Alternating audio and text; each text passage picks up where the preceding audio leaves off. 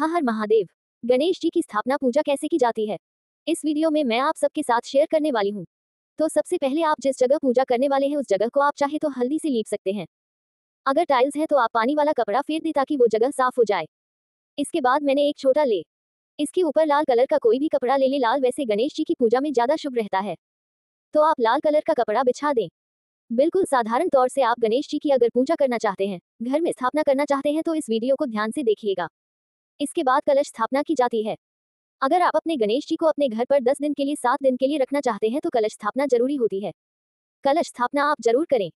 अगर केवल 1-2 दिन के लिए रखने वाले हैं तो फिर कलश स्थापना की कोई आवश्यकता नहीं है, फिर कलश स्थापना आप ना करें। कलश स्थापना हमेशा भगवान के दाहिने कोने पर की जाती है। पटा बहुत छोटा है तो आप नीचे भी कलश रख सकते हैं, चावलों के आसन के ऊपर। कलश को सीधे जमीन पर ना रखें, चावलों के आसन के ऊपर रखें।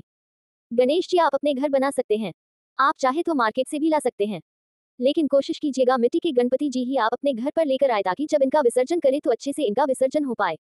सकते हैं छोटे बड़े भगवान को स्वरूप देने वाले हम कोई नहीं होते, बस भगवान की पूजा तो भाव से होती है और वह अपना स्वरूप खुद लेते हैं।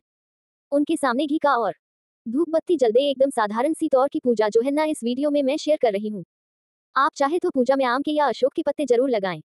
अशोक के पत्ते बहुत शुभ होते हैं, कहते हैं घर के जितने शोक होते हैं वो अशोक के पत्ते लेते हैं, इसीलिए घर के दरवाजे पर अशोक का पेड़ लगाया जाता है। तो आप अशोक के आम के पत्ते जरूर लगाएं। इसके बाद एक फूल में रोली चावल लगाकर दीपक का पूजन किया है। जब भी कोई प्रतिमा हम अपने घर में लेकर आते हैं तो उनका ध्यान करना बहुत जरूरी है, तो इस तरह से ध्यान करते हुए जो है ना चावल और पुष्प चढ़ा दिया। इसके बाद मेरे सीधे हाथ का अंगूठा गणपति जी के हृदय पर मैं रखूंगी और 15 बार आपको ओम बोलना है ताकि गणपति जी की प्राण प्रतिष्ठा इस मूर्ति में हो जाए। तो आपको 15 बार बोलना है और घर का कोई बड़ा सदस्य यह उपाय जो है ना करता है तो आपके पति हैं तो पति कर सकते हैं, अगर वह सुबह निकल जाते हैं तो आप ही कर सकते हैं। इसके बाद जो है ना आपको स्नान करवाना है भगवान को। हमारे मेहमान बनकर आए हैं गणपति जी घर पर, तो सबसे पहले उनके चरण धुलाएं, उसके बाद उनके उपमा जल पिलाएं, उसके बाद जो है स्नान करवाना है उन्हें। तो इस तरह से जो है ना 4 बार आपको जल चढ़ाना है। इसके बाद जो है ना पंचायत चढ़ाना है, फिर से शुद्ध जल चढ़ाना है और इस जल को अपने पूरे घर में जो है ना इस तरह से छिड़कना है। और प्रॉपर स्नान नहीं कराया जाता गणपति जी को क्योंकि यह मिट्टी की पार्थिव मूर्ति है। अगर आप इन्हें स्नान कराओगे तो ज्यादा दिनों तक इनको घर पे नहीं रख पाओगे, खंडित हो जाएंगे।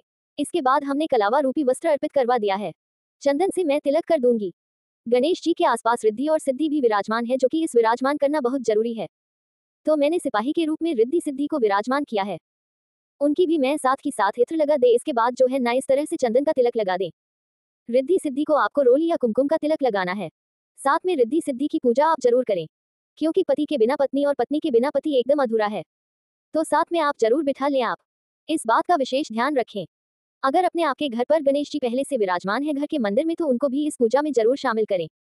इसके बाद जो है ना मैंने यहाँ पे जनेऊ चढ़ा दिया है, तो जनेऊ जो है ना इस तरह से चढ़ाया जाता है जैसे कि मैं आपको वीडियो में दिखा रही हूँ, तो ऐसे ही आपको चढ़ाना है।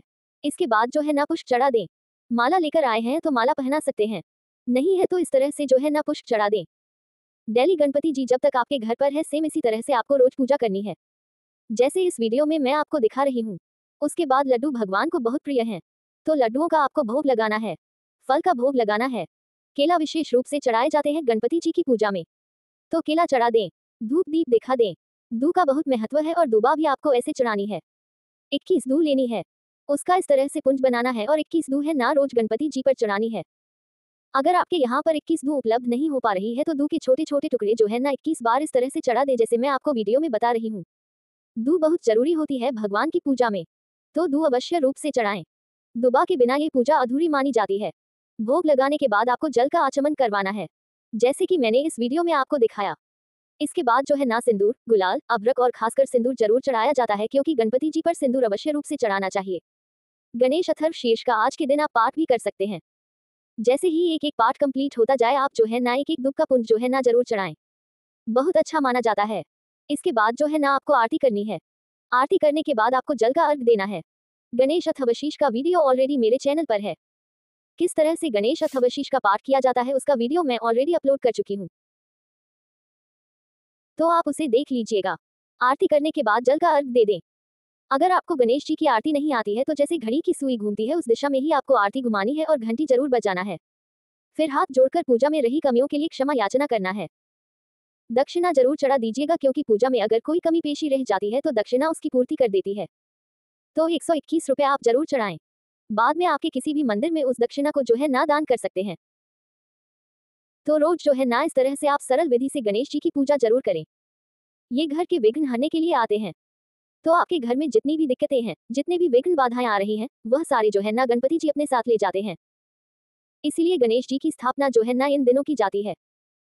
कुछ लोग 10 दिनों के लिए, कुछ लोग 5 दिनों के लिए, कुछ दिन 7 दिनों के लिए। तो जिस पे जितनी सेवा बन जाती है उतने दिनों के लिए अपने घर पर गणपति जी लेकर आते हैं। जय श्री राधे मित्रों, आप सभी को गणेश चौथ की बहुत बहुत शुभकामनाएं। आज के दिन चंद्रमा नहीं देखा जाता। चंद्रमा का दोष लगता है, तो चंद्रमा आप बिल्कुल भी ना देखें।